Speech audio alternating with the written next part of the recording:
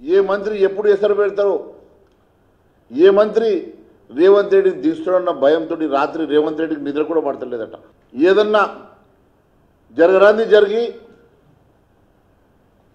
ఓటుకు ఓటు అంశమో ఇంకొక అంశమో తెర మీదకి వస్తే ఏ మంత్రి ఆ సీటు కబ్జా చేసుకుంటాడో అని ఇటు రేవంత్ రెడ్డి భయపడతా ఉంటే ఆ సీటు మీద 10 మంది మంత్రులు కన్నేసి కూర్చున్నారు. మా ఒక్క ఎమ్మెల్యే నువ్వు ముట్టుకుంటే బిడ్డ 48 గంటల్లో నీ ప్రభుత్వం కూలిపోతుందని తెలియజేస్తున్నా. ప్రజలు ఇచ్చినటువంటి మ్యాండేట్కి గౌరవిస్తున్నాం కాబట్టి మేము గమ్ముగా, మేము ప్రజాస్వామ్యకంగా చాలా మిమ్మల్ని గౌరవించి సహకరిస్తున్నాం. ఏ రోజు కూడా అలాంటి ఆలోచన మేము చేయడం లేదు.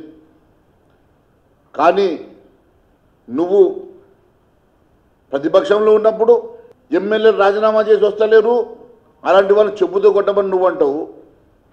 ఈరోజు ఏ ముఖం పెట్టుకొని ఈరోజు మరి నువ్వు ఈరోజు టీఆర్ఎస్ నుంచి ఎమ్మెల్యేలు కొనుగోలు చేస్తున్నావు? మరి నిన్నెవరు కొట్టాలా? 5 కాంగ్రెస్ మంత్రులు తమతో టచ్లో ఉన్నారని బాంబు పేల్చారు బీజేఎల్పీ నేత మహేశ్వర్ రెడ్డి. తాము గేట్లు తెరిస్తే రేవంత్ సర్కార్ కుప్పకూలిపోతుందన్నారు. కోమటిరెడ్డి ఏం మాట్లాడుతున్నారో ఆయనకే అర్థం కావడం లేదన్నారు మహేశ్వర్ రెడ్డి. మాట్లాడుతున్నారో తెలియదు. 8 మంది బీజేపీ ఎమ్మెల్యేలు టచ్లో ఉన్నారట. అసలు నీ తమ్ముడికి టచ్లో ఉన్నాడో లేదో ముందు తెలుసుకో. నీ తమ్ముడే నీకు టచ్లో లేడట. పాపం తమ్ముడు భార్యకు టికెట్, ఎంపీ టికెట్ ఇస్తాను అది ఇస్తాను ఒప్పుకుంటే నువ్వే అడ్డుపడ్డావట. నీ తమ్ముడికి నీకే లొల్లైతుంటే నీకు వేరే వాళ్ళు ఎందుకు టచ్లోకి వస్తారో అర్థమైతే లేదు. భారతీయ జనతా పార్టీ ఏ ఒక్క ఎమ్మెల్యే కూడా ఇప్పటివరకు అటువంటి చరిత్ర ఎప్పుడూ లేదు.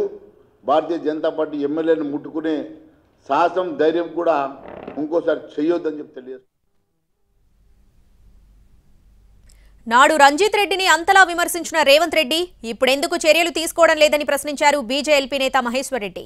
రంజిత్ రెడ్డి అక్రమాల చిట్టా విప్పిన రేవంత్ ఇప్పుడెందుకు కండువా కప్పి ఎంపీ స్థానంలో పోటీకి నిలిపారో జవాబివ్వాలని డిమాండ్ చేశారు. రంజిత్ రెడ్డి మీద ఆ రోజు నువ్వు ఆరోపణ చేసి, ఏ రంజిత్ రెడ్డి మీదనైతే నువ్వు ఆ 10 ఎకరాల జూబ్లీహిల్స్ భూమి మీద అయితేనేమి, 4.5 ఎకరాల హనుమాన్ల గుడి ఉన్నటువంటి భూమి మీద అయితేనేమి, మొక్కజొన్నల స్కామ్ అయితేనేమి, ఎన్నో అంశాలు మాట్లాడినావు కదా. మరి ఈరోజు ఆయన మీద నువ్వు ఎంక్వైరీ చేయడానికి ఏమడ్డం వచ్చింది? ఆయన నీ పక్కనే కూర్చోబెట్టుకొని కండవ కప్పుకొని చెట్టా పటాలు వేసుకొని తిరుగుతున్నావు. మరి మీ ఇద్దరి మధ్యలో ఏం ఒప్పందం కుదిరింది? ప్రజానీకానికి తెలవాల్సిన అవసరం ఉన్నది. ఏ రంజిత్ రెడ్డి మీదనైతే ఆ రోజు నువ్వు ఆరోపణ చేసి, ఏ రంజిత్ రెడ్డి మీదనైతే నువ్వు ఆ 10 ఎకరాల జూబ్లీహిల్స్ భూమి మీద అయితేనేమి, 4.5 ఎకరాల హనుమాన్ల గుడి ఉన్నటువంటి భూమి మీద అయితేనేమి, మొక్కజొన్నల స్కామ్ అయితేనేమి, ఎన్నో అంశాలు మాట్లాడినావు కదా.